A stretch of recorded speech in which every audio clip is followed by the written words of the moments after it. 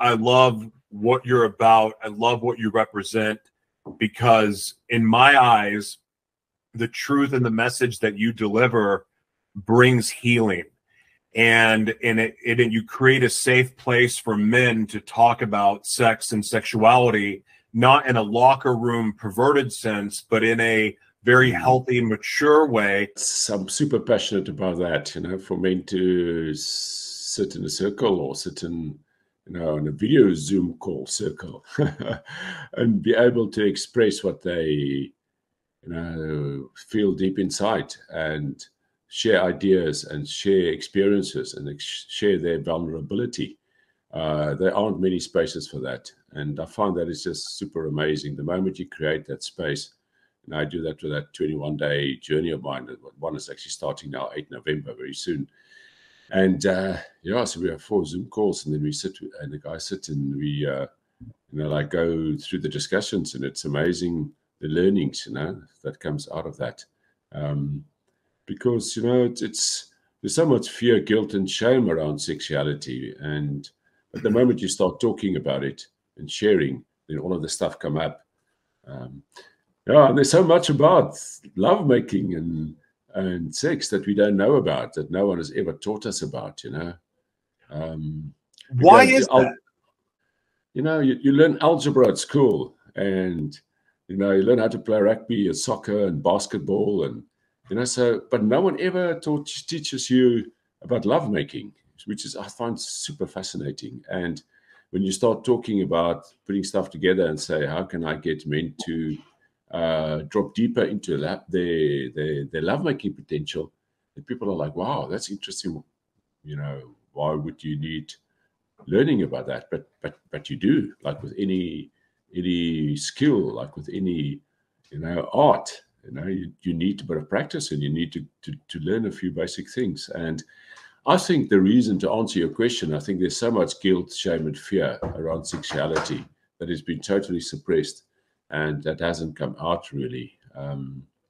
It wasn't comfortable for people to talk about it, but I think that's changing, luckily, now. How do men become multi-orgasmic?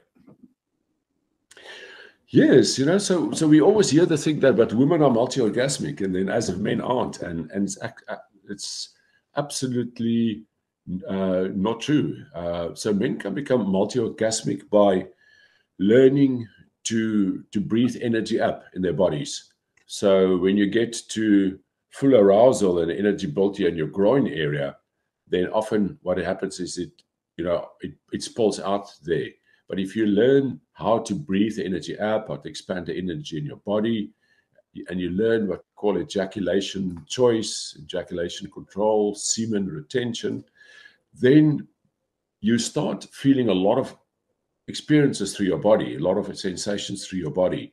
And you start having these other, you can call it orgasms, or you can call it the sensations through your body, which is not just the ejaculatory orgasm. And that become like women. You become like, you feel all the sensations, you become multi-orgasmic. You can also have with your genitals this experience of ejaculating, but without the semen coming out. So you can have this orgasm without ejaculation, and then 2 minutes later you can have another orgasm without ejaculation. Now, if you ejaculated, you would go soft immediately, or you would lose your erection, and it will take you a little bit of time to get that erection back, what they call the refractory period, whether it's depending on your age, whether it's half an hour or an hour or a day. But if you don't ejaculate, then you contain that energy within your body, and you can have this multiple orgasms, which is often, what women go through. So I'm super passionate about this, Joshua, to get that out there. And I mean, we're just touching on one area of sexuality and of lovemaking now, but this is so important for me because very few people know about it. And the one big thing that this does is it extends the period that you make love. And the reason that is so important is that as a man, you're asked within, 2-3 minutes and get an erection. But for example, let's talk about women now. It takes them 15-20 minutes just to heat up, and for them to get into the orgasmic state. So therefore, it's quite important for a guy to last longer. It's not about pressing different buttons and what are the different spots and G-spot. And it's not a technical thing. Just if you can be there and you can make love for longer, then your partner goes into an orgasmic state and can achieve enough orgasms. And it's not just about the lovemaking that is then so much more enjoyable. There's also a deep connection that happens, because now it's not just a 2-3 minute encounter where you look in one corner of the room and see another, and it's 2 minutes, as opposed to when you make love for 20 minutes or an hour and you have eye contact. You can just imagine where that takes the relationship. So it's a deep heart connection that happens also.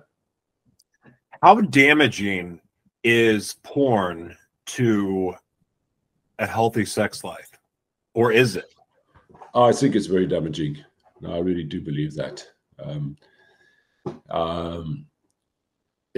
The thing with porn is that it takes you out of your body into your mind.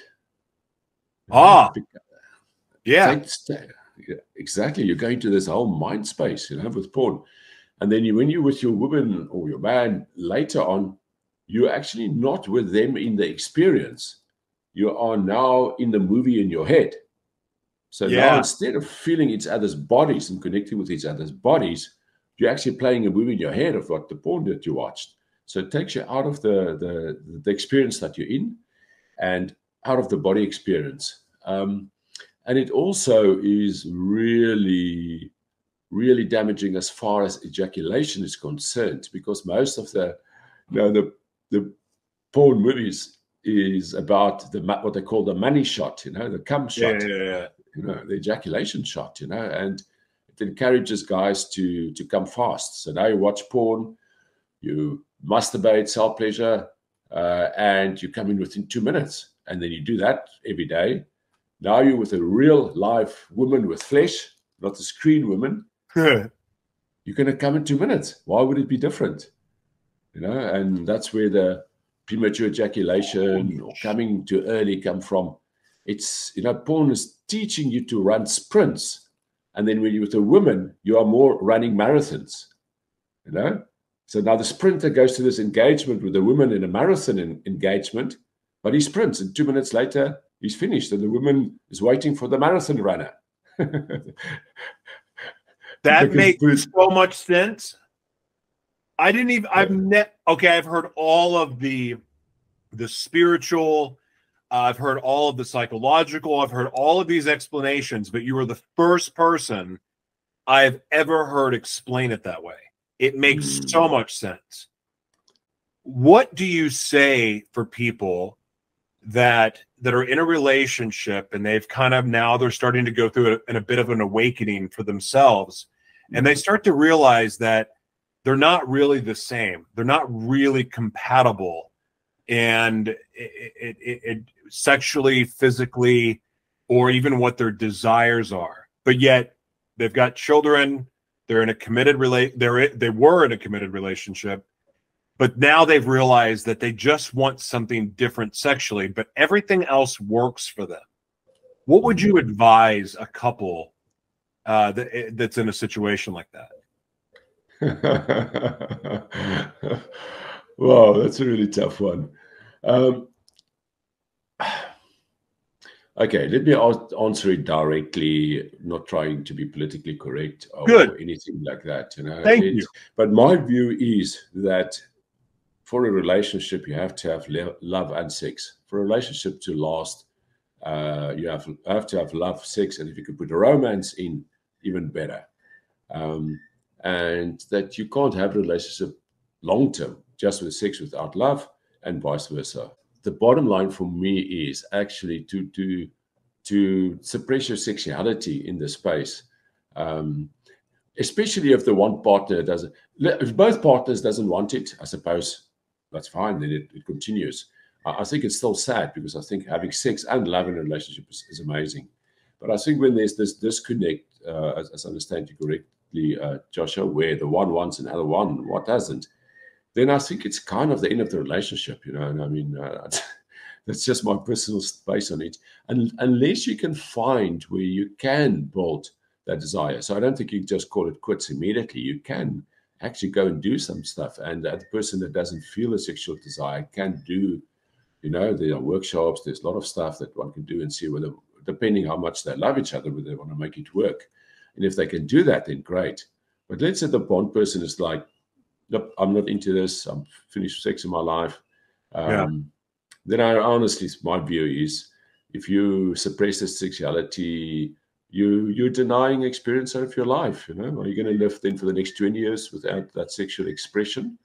No, you can separate and still have the kids and everything, and still have a beautiful relationship, not necessarily romantic and sexual, but go your way, you know, and have separate relationships.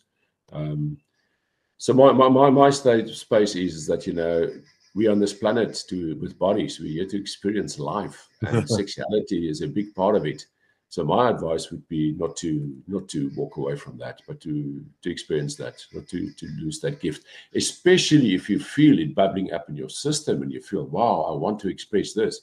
Then to suppress that would be very sad. Well, because it doesn't go away.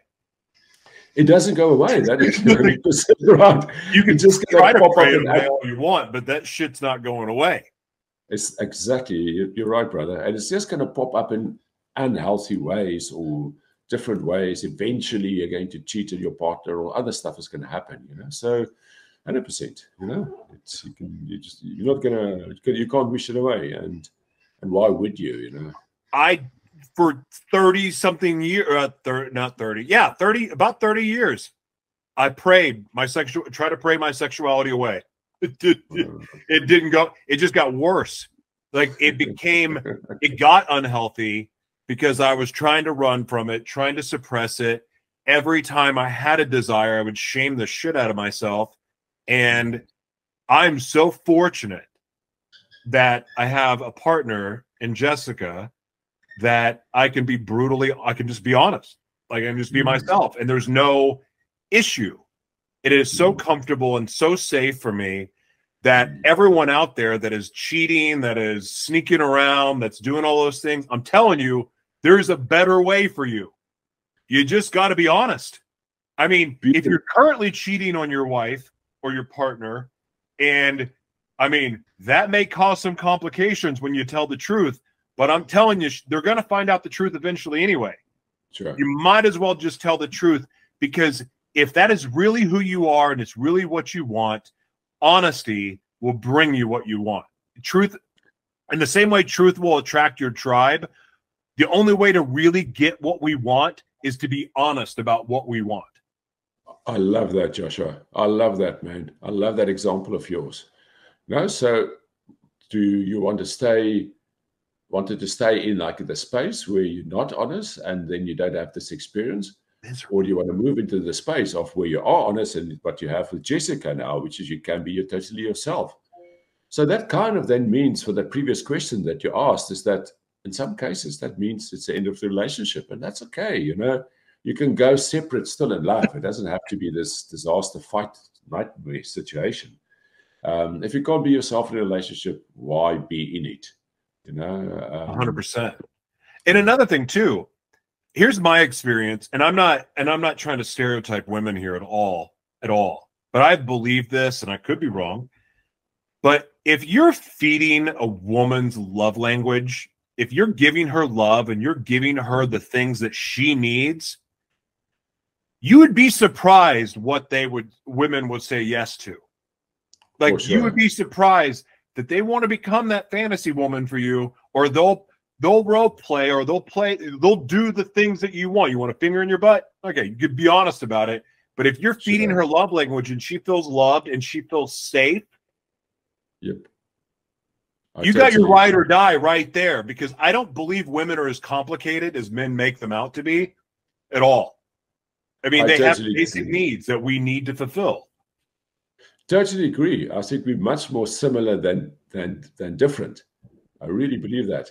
And being honest and being open. And, you know, women love that. If you just open it with them, what you want, and you're honest, it's amazing what, you know, but you're direct and you're open with it. You don't try to get to it in other ways. Just be open and direct.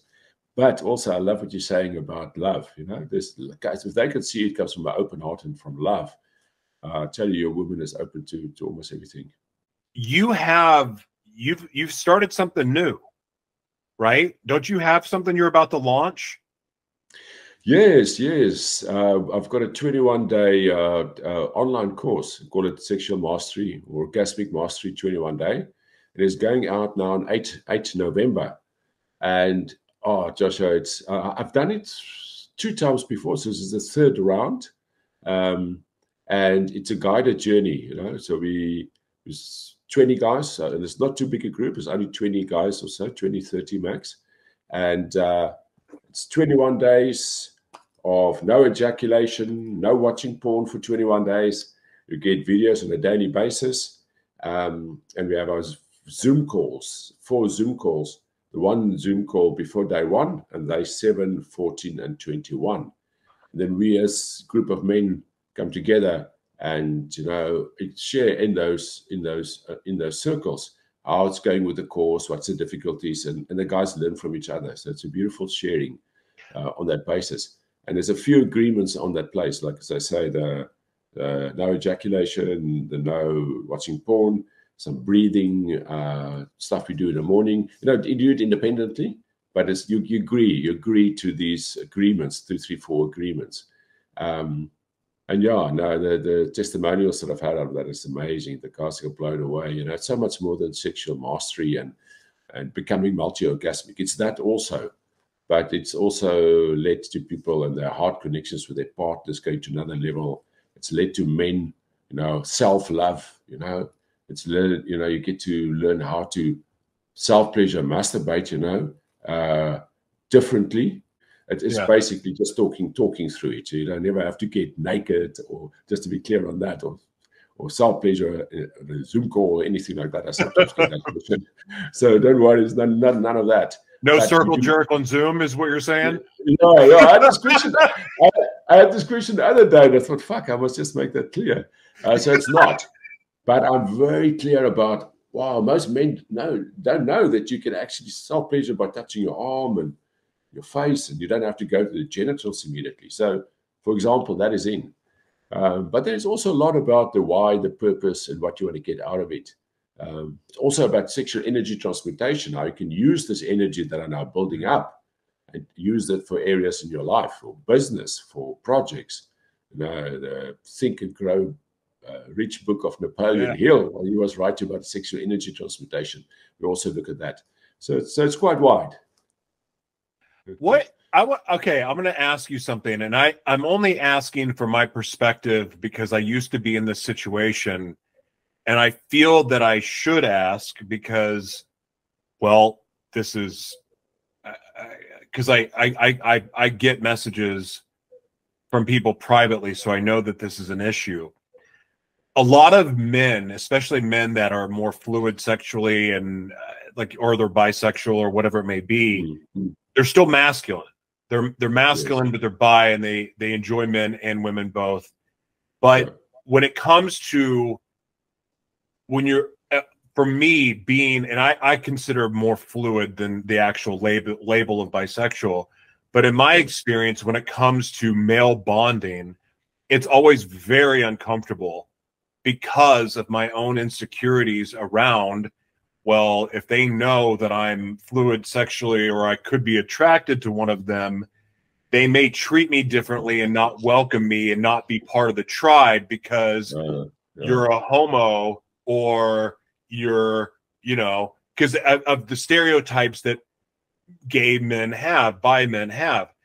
Sure. What in an environment like this, it's a male group, we're looking for male bonding, and it's not sexual, but it's about something sexual and sexual transmutation. So I'm going into this environment as somebody that's fluid sexually, that I could be attracted to someone in the group, but I'm not going there to hook up. I'm going there to get well sexually. What does someone, like, what can you say to somebody that's interested in being a part of a group like this, or any other men's retreat, alpha male group, whatever it may be, that may be sexually fluid or bisexual, or to the straight person that may judge somebody that is bisexual coming into the group?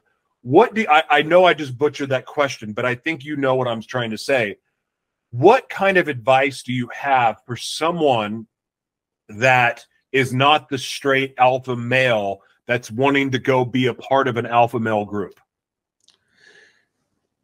That is so important. So in my groups, I've had bisexual, fluid, gay guys also in the group, you know, and I sometimes use the heteronormative language about male and women body different, but I often talk about male and male, and that's just not my.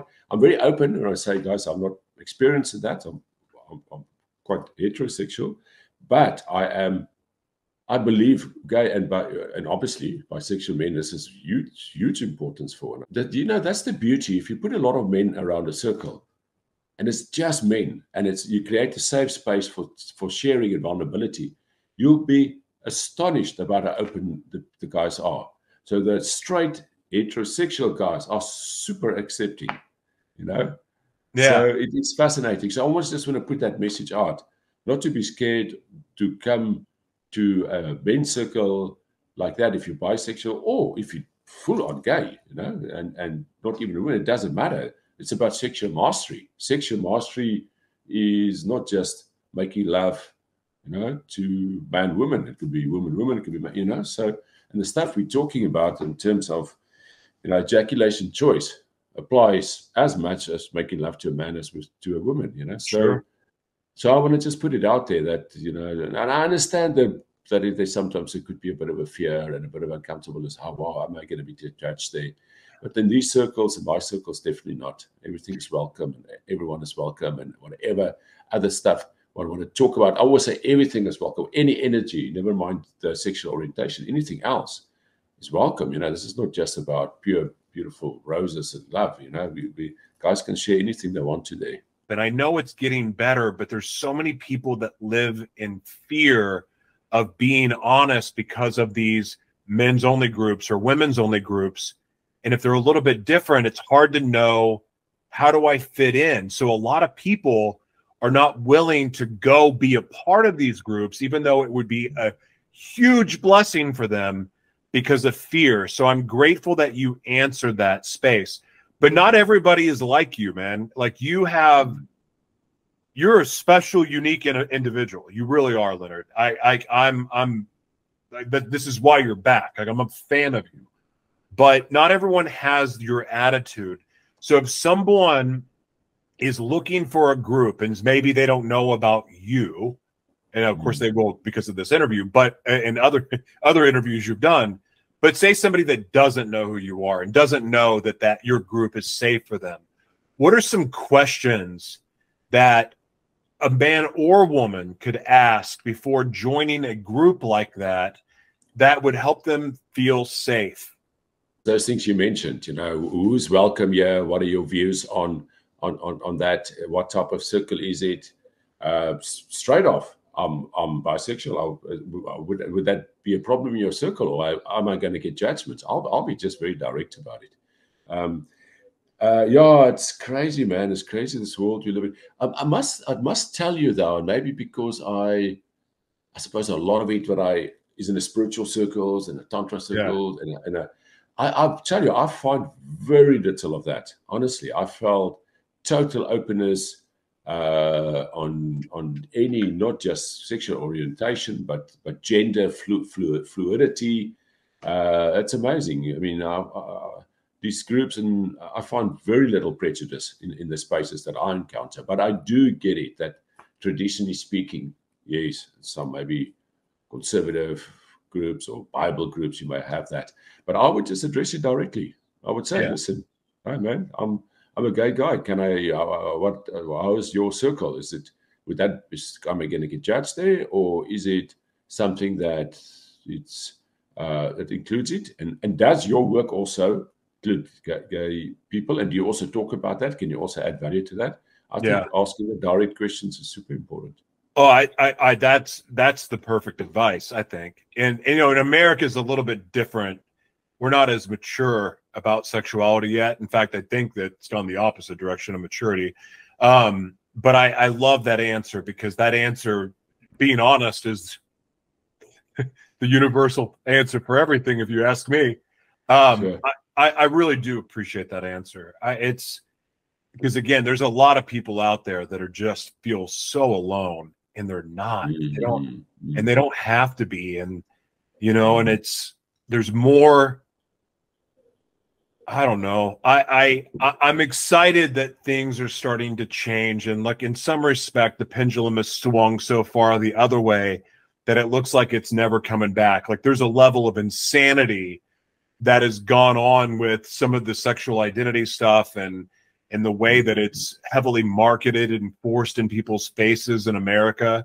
But that said, I do think it's getting better, and but it all comes down to truth. So I really love that.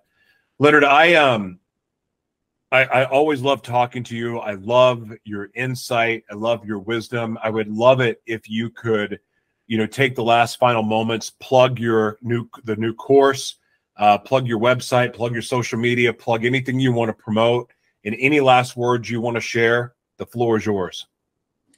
Oh, thanks, brother. Yeah, I think maybe to share the link of the course starting soon. It's open right now, and the first Zoom call is on 8 November. So that's the one thing I'm quite passionate about. What's the website name? So it's lenerdlouw.com. Oh, okay, your personal website. My personal website, yeah. And under the online courses is the courses lying there. But I think if we can put maybe the link straight in the description.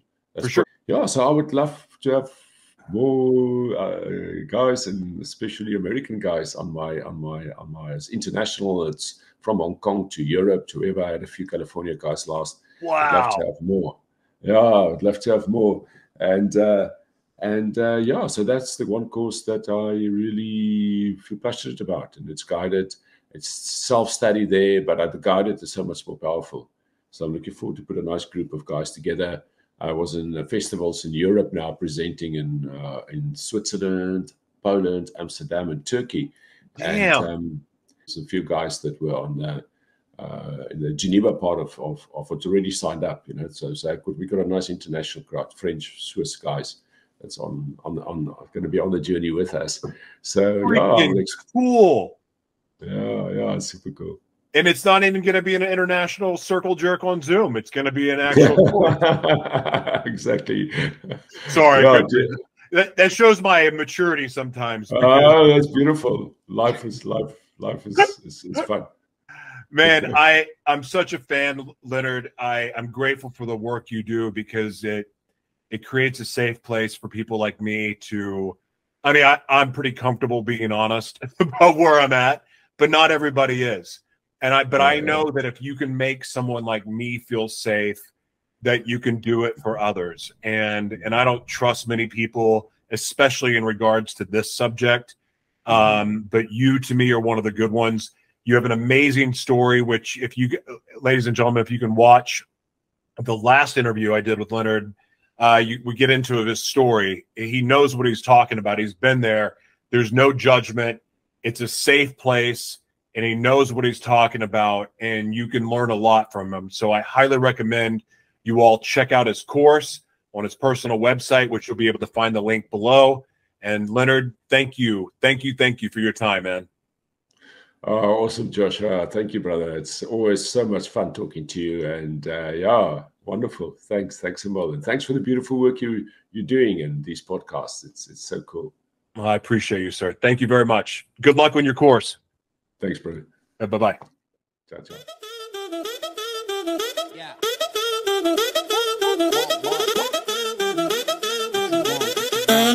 Yeah. Come and never sleep on me. Eyes on my chain, so you know I go get it. What you looking at, fool? No, I know, honey, 멍청했고. Find your comfort from another, yeah. I go low like undercover, yeah. Wanna know my name, 죽지 않은 일은 위에 부어버려 기름. Guess you can even guess me, cause I'm baby. High low 확실해, not like maybe. Gavin Lemon, welcome to my palace. Tatiana Alice, you just keep on wondering.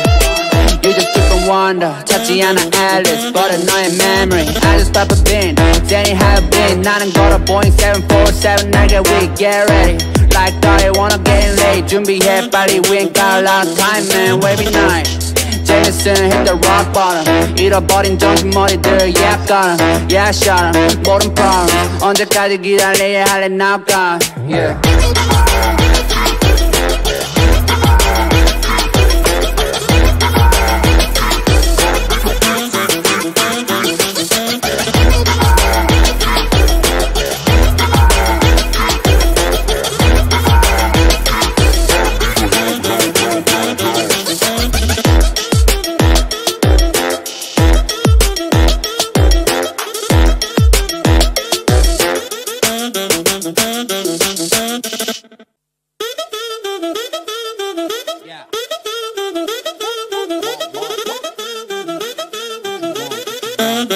Yeah. Fine, come and never sleep on me. Eyes on my chain, 숙여 너의 고개를 what you looking at fool 너의 눈 허리 멍청했고 find your comfort from another yeah I go low like undercover yeah wanna know my name 죽지 않은 일은 위에 부어버려 기름 guess you can't even guess me cause I'm baby high low로 확실해 not like maybe yeah. Let me welcome to my palace 찾지 않아 Alice you just keep on wonder You just keep on wonder 찾지 않아 Alice 버려 너의 memory I just pop a bin Danny have been 나는 걸어 Boeing 747 날 get weak get ready